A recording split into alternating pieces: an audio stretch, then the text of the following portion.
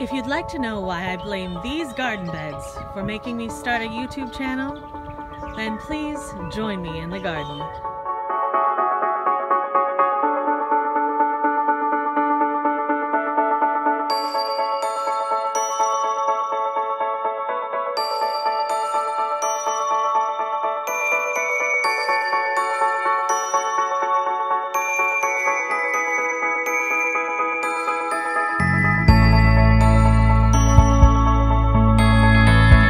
My journey in the garden started when I was 3 years old.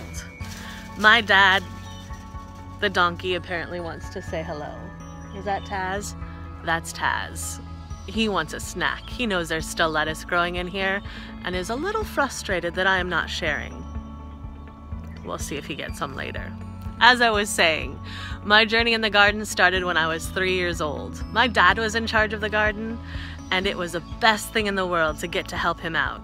And by helping him out, I mean I got to dig holes and stick seeds in the ground. And when you're 3, who doesn't love playing in the mud? It was almost magical to watch those little plants shoot up from those seeds and then get to pick those delicious carrots when they were only about an inch or 2 big so that I could eat them. Because after all, the baby carrots were the best and I didn't want to wait for them to get bigger. I loved helping out in the garden, and our backyard was a place that I thought magic could happen. We had an old plum tree that I would climb to sit up on the roof of the detached garage and read books and eat plums to my heart's content. We had this little cement fountain that really worked if you stuck the hose in it and turned it on, but for a kid it was fabulous to splash around in. So growing up, I spent a lot of time outdoors and a lot of time in the garden. When I was 12, we moved out of Felony Flats and moved up the hill. Well, the garden became my responsibility at that time. Dad was too busy or never really wanted to tell me that he didn't care much about gardening. We just did it because, well, we needed to. But I took over because I still love gardening. After all, it was something I did with my dad. But I followed my dad's method of gardening. I dug holes and I stuck seeds in the ground. I didn't really think about soil or amendments or bugs or fertilizer. I just stuck the seeds in and they grew. Rather well, actually, which I guess I'm pretty lucky. After I graduated from high school, I left the garden for a while. I moved to Seattle and to New York, both places that there wasn't room for me to have a garden. I did walk through the community garden in New York, but I didn't really help out much there. It wasn't part of my journey at that time. When I moved back to the West Coast after my mom retired, we bought this farm. And there's a long story about the farm, and I'm sure if you'll stick around, you'll hear it eventually. But when we moved in, this garden was already here, without the raised beds. It basically looked like that end of the garden down there. Flat and weedy. I put in a few grapevines at the time and threw some seeds in the ground, after I dug the holes of course, and just let them grow. We lived here for about 6 years before I got the chance to go work in Shanghai, and I couldn't wait to take the opportunity. I'd always wanted to go to China. So I took off on my adventure, and after my first year I got the news that my mom had stage 4 cancer. Now, my mom's been fighting cancer for about half of my life. So this news that she wasn't going to be able to win this fight was a pretty big shock. I'd left actually to go to China because we thought she was getting better. We thought that she was going to have a lot more time. Well, she didn't. So I had to make the choice of what I wanted to do. And of course, the only choice was to move back home. And by that time, the parents had been able to sell their house and had moved out to the farm. There are 2 houses on the property. So it was great. My plan was to stay home and hang out with Mom and get to spend as much time with her as possible. I'd saved up some money working overseas and I thought, yeah, I can take a year off. I can use that time to figure out what I want to do. I can make some plans because I love making plans. I love figuring out things and trying new solutions and just experimenting, I guess, with life. But the problem was, when I got home, I didn't want to do a lot of any sort of experimenting. I wasn't making plans. I was hanging out with Mom, I was spending time, but I was really stuck. And I was stuck until spring came around, because after all, spring has a way of kicking a person in the behind. And I came out to look in the garden last spring and I decided, you know what? I am tired of just digging holes and sticking things in the ground. I want to see if I can make this garden a great garden.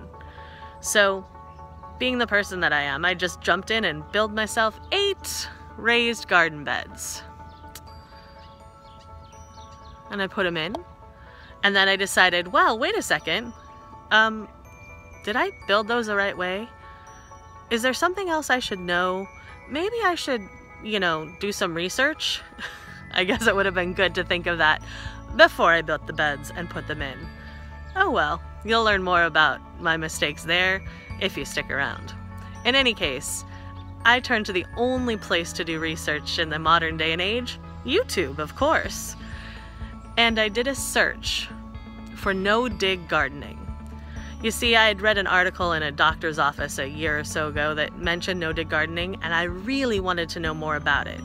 So, after typing in no-dig gardening, I discovered Charles Downing in England. And if you haven't met Charles Downing, he is amazing. Who doesn't love a British accent? And his gardens are spectacular. He's only been building them up for about the past 5 years, and you should see how great they look.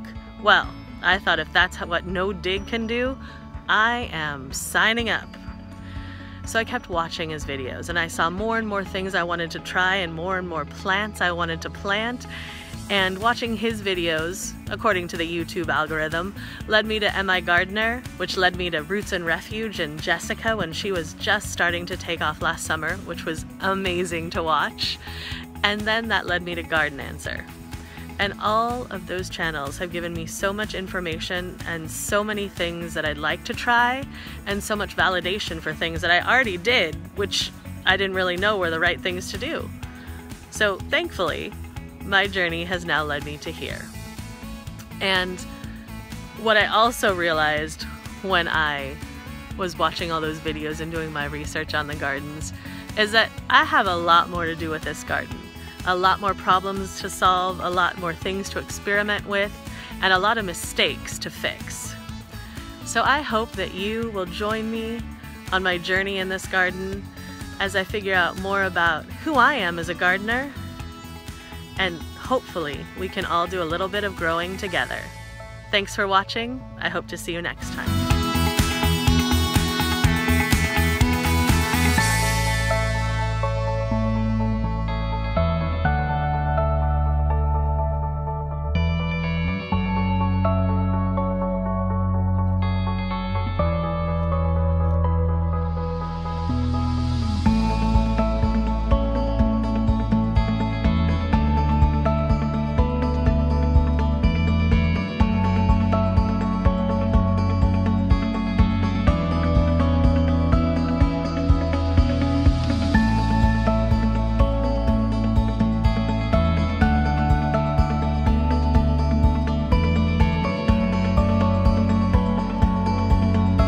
So right now I'm trying to film, and there are helicopters doing touch and goes, donkeys who are frankly very annoyed that I have not given them any treats.